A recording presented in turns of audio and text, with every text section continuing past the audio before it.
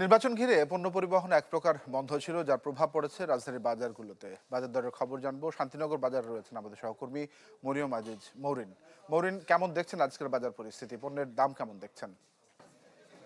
তানভীর, আমি রয়েছি শান্তিনগর বাজারে। আপনি জানেন, টানা 4 দিন সরকারি ছুটির পরে আজকে কিছু কিছু মানুষ ঢাকায় ফিরতে শুরু করেছেন এবং অনেকে ফিরেও গেছেন।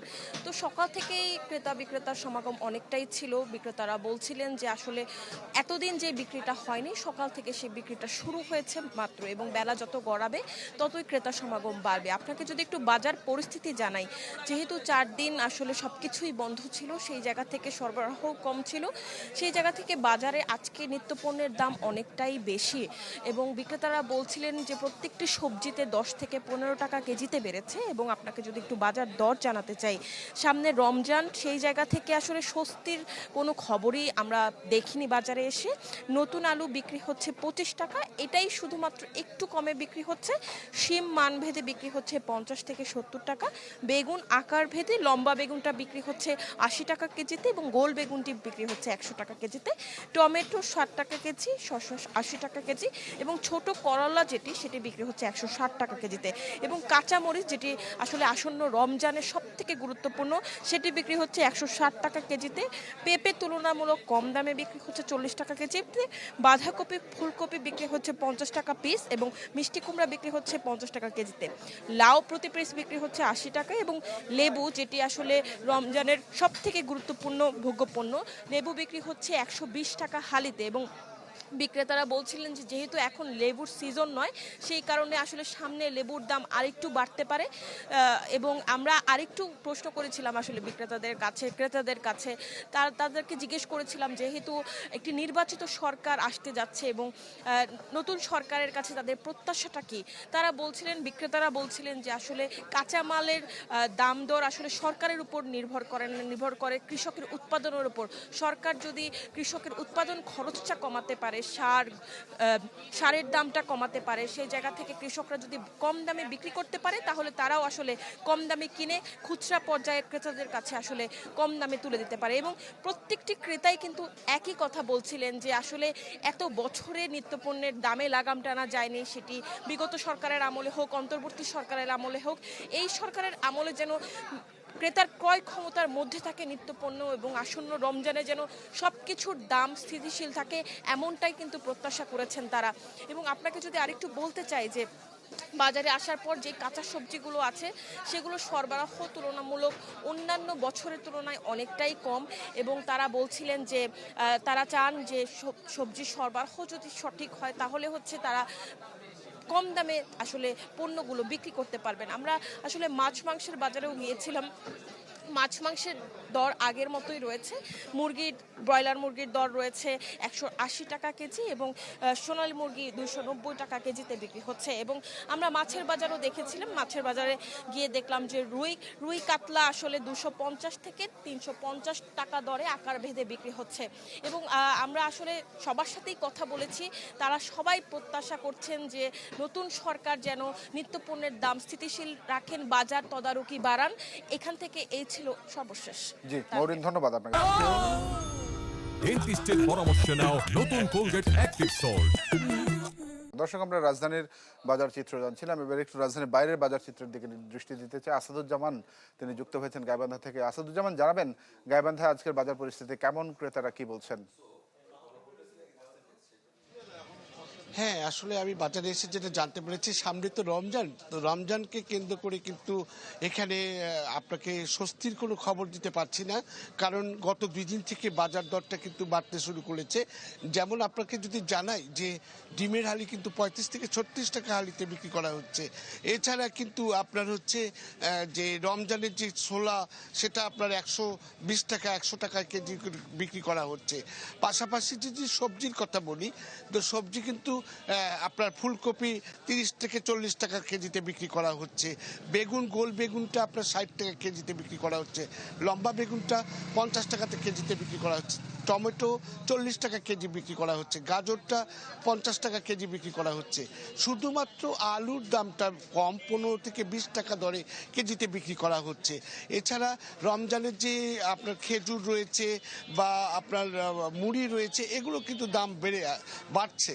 তো পাশাপাশি যদি আপনাকে জানাই, আমি ক্রেতাদের সাথে কথা বলে জানতে পেরেছি, তারা বলছে এই রমজানের সামনে রেখে তারা কিন্তু জিনিসপত্রের দাম বাড়ছে।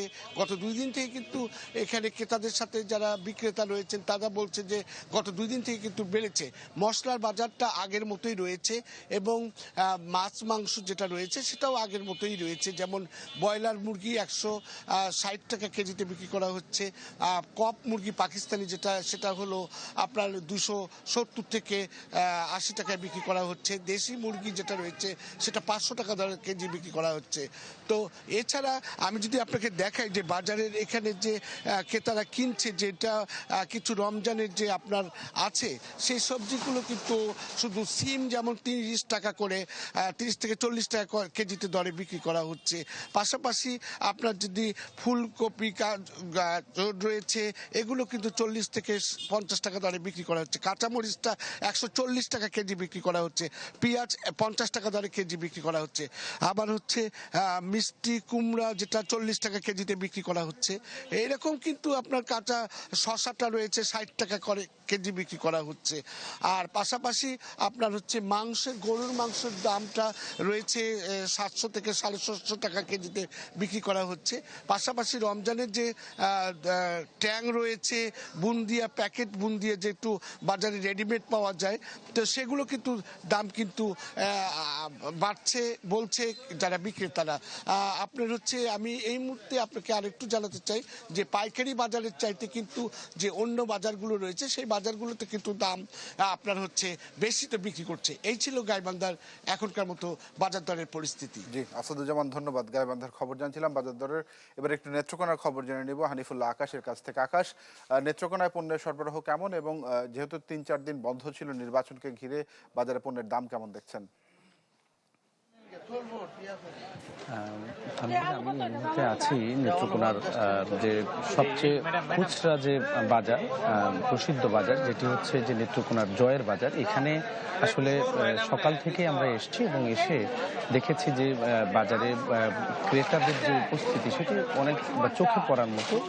যেহেতু নির্বাচন উপলক্ষে একটি বন্ধ ছিল এবং আজকে শনিবার, সে কারণে আসলে এখানে মানুষের যে ভিড় সেটি কিন্তু লক্ষ্য করা গেছে এবং ক্রেতারা আমাকে বলেছেন যে আসলে